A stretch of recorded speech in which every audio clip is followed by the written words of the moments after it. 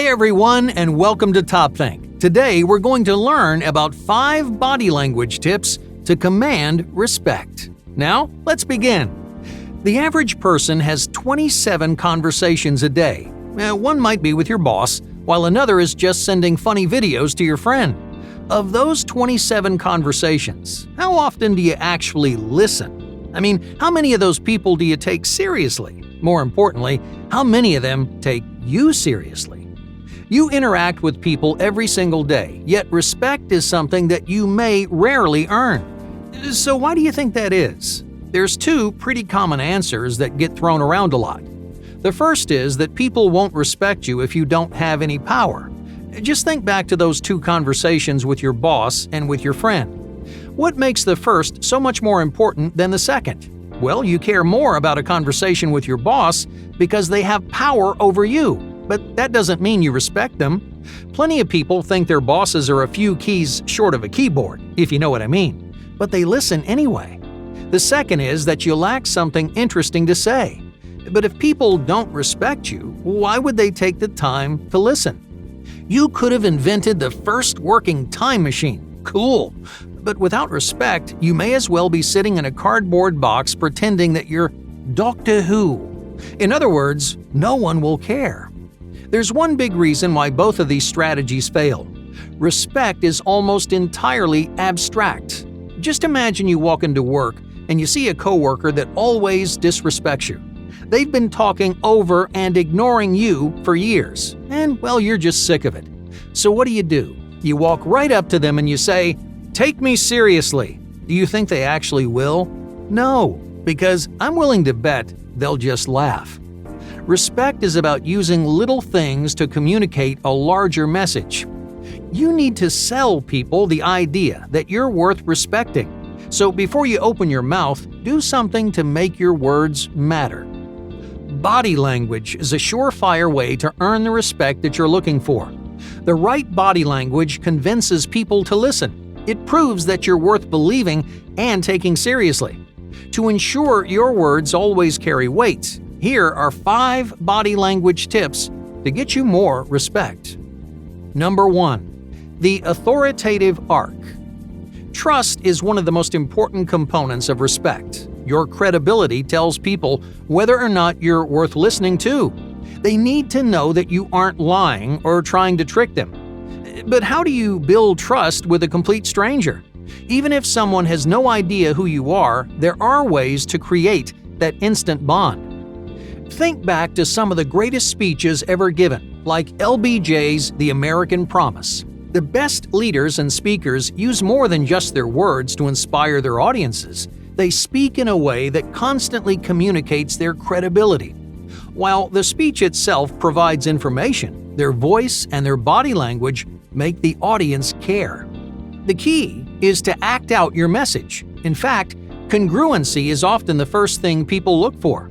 If you want to say something authoritative, then you need your voice and your body to read the same way. Many people don't realize the smallest inconsistencies can undermine their message. The most common problem is raising the pitch of your voice at the end of your sentences? No. The most common problem is raising the pitch of your voice at the end of your sentences. Better, right? Normally, you raise your pitch to end a question or show uncertainty. Now, that slight vocal change tells people that you don't know what you're talking about. Even if you say something amazing, it can completely lose its impact.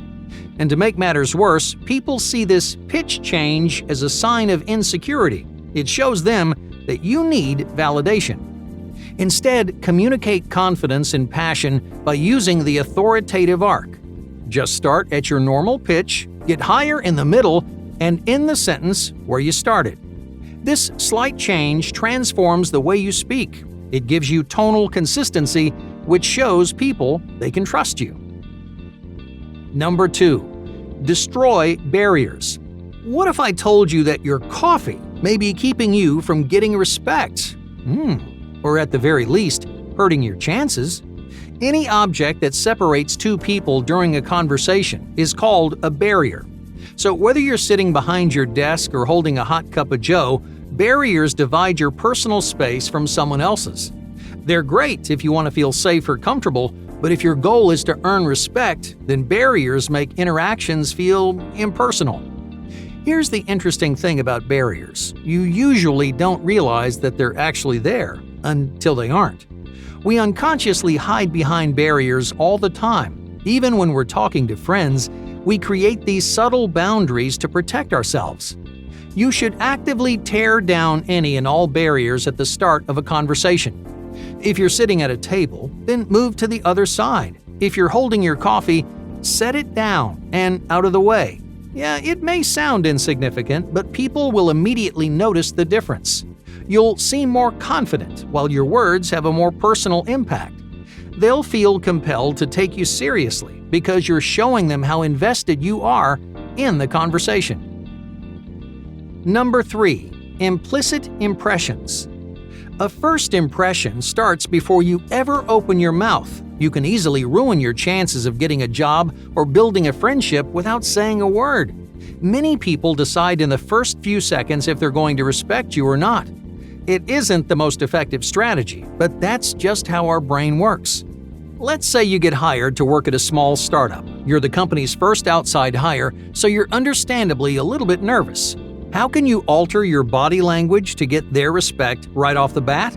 Well, the obvious answer is to dress nice and stay clean. If you didn't already know, walking into work with a coffee stain on your shirt's a really bad idea.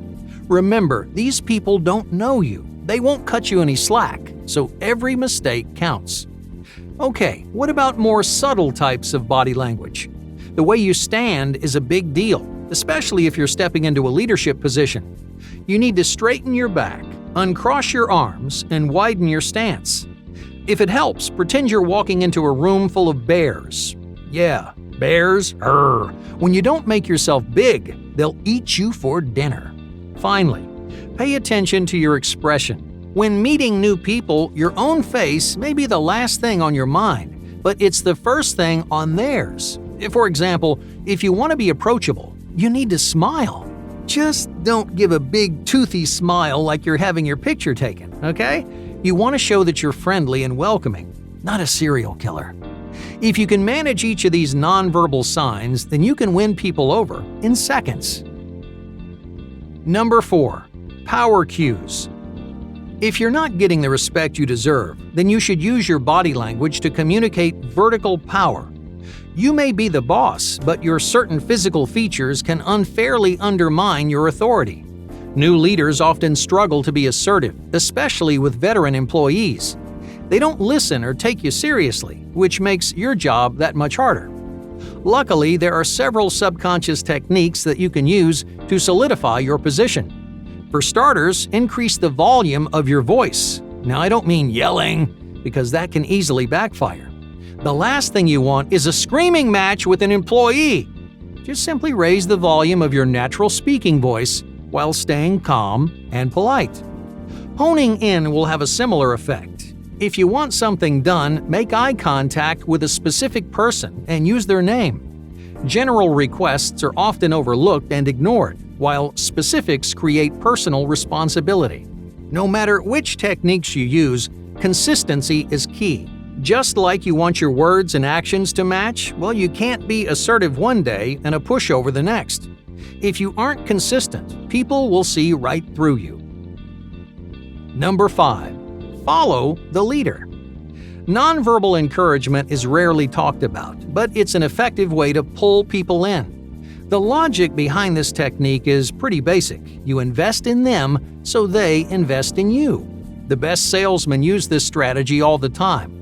Well, let's say you're trying to buy a car. You walk into the dealership and a stranger greets you like your childhood friends. They enthusiastically shake your hand and completely open themselves up. They mirror your body language and remove barriers. They gesture with their hands to show interest and passion. Even if they're talking about cars, they're using their body language to connect with you emotionally. So why does this work so well? When you form a bond with someone, they start to respect your opinions. Now, of course, none of this works if you're faking it. The more genuine interest that you show, the stronger connection you'll develop. Hey, thank you for watching Top Think, and be sure to subscribe because more incredible content is on the way.